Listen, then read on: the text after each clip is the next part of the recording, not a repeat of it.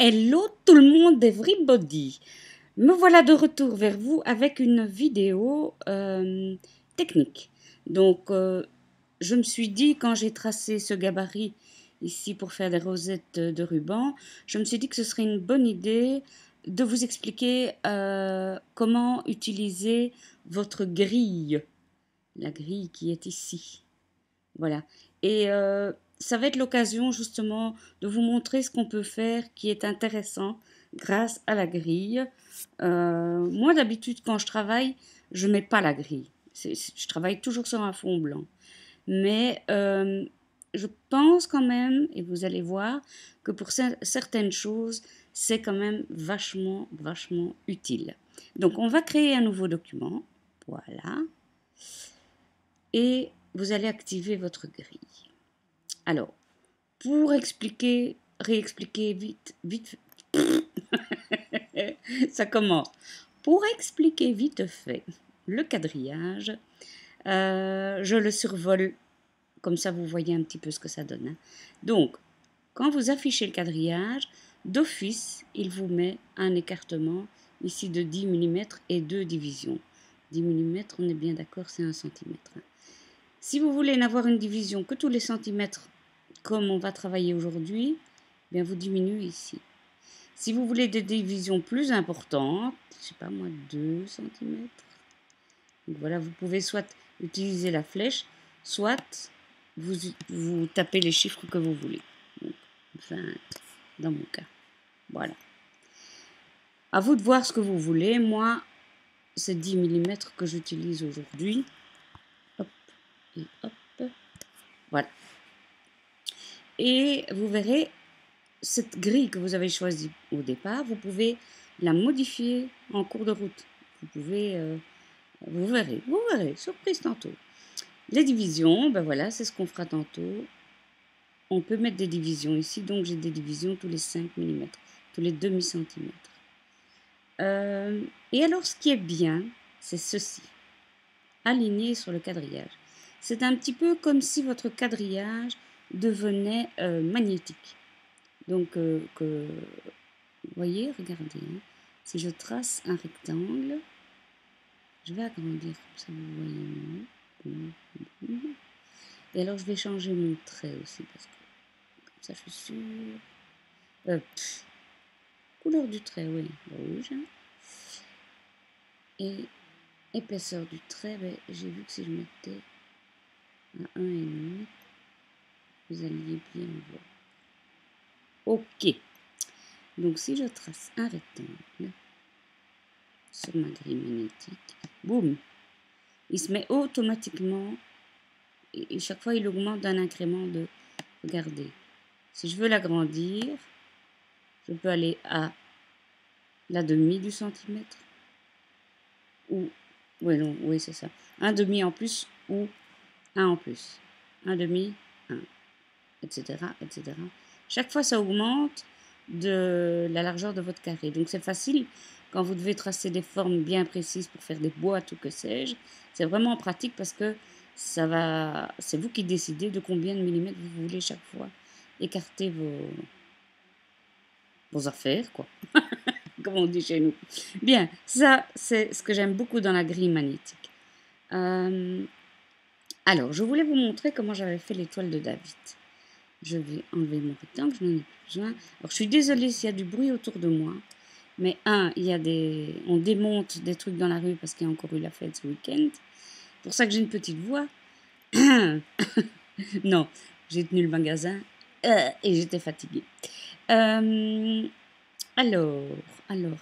je veux tracer un rectangle, donc je vais sur l'outil polygone et je démarre ici par exemple. Hein, peu importe, je ne vais pas le faire trop grand. Voilà. Pour arriver à un triangle, hop et hop, j'ai un triangle. Maintenant, je vais désactiver le magnétisme de la grille parce que je voudrais que mon triangle, bim boum, soit aligné sur mon quadrillage.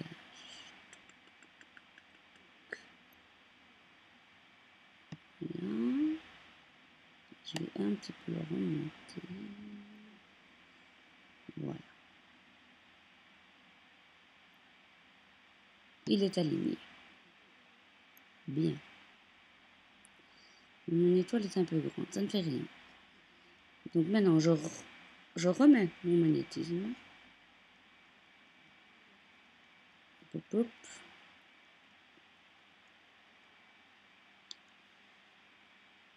Et je vais dupliquer mon étoile. Mon étoile.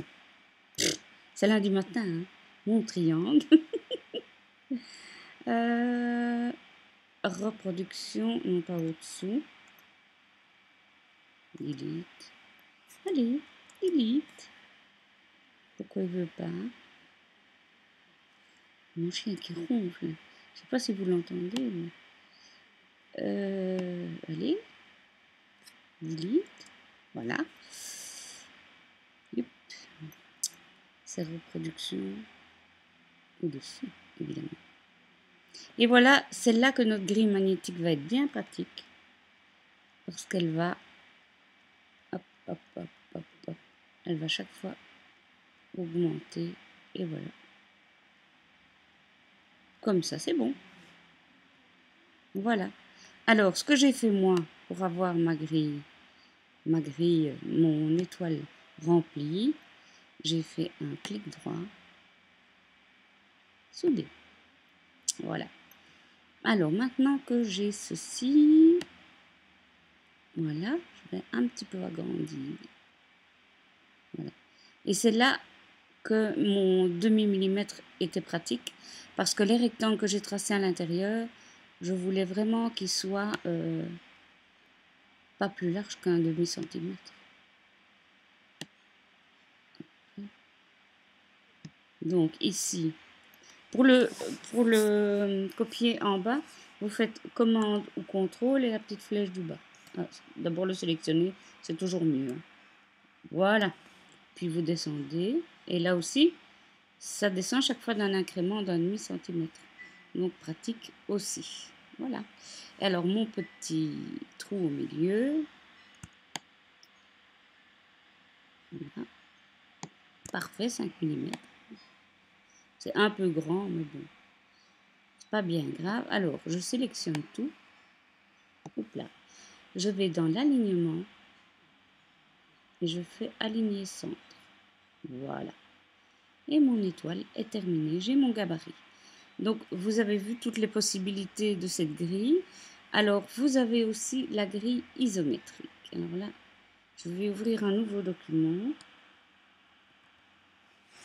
Je ne la connais pas en entier. Je sais qu'il y a une vidéo sur... comment ça s'appelle encore? Le forum Crafty. Il y a une vidéo sur la grille isométrique. Malheureusement, moi, je n'ai pas pu l'ouvrir parce que j'ai un Mac et que visiblement, c'est des vidéos qui ne s'ouvrent pas sur Mac. C'est pour PC uniquement. C'est un peu dommage, mais voilà, c'est la vie. Et donc là, à quoi ça sert? Ben, imaginons que vous vouliez tracer une figure, une forme bien précise.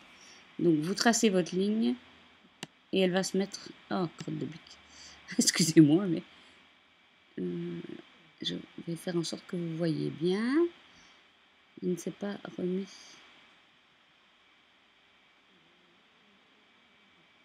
Voilà. On y va. On va tracer une autre.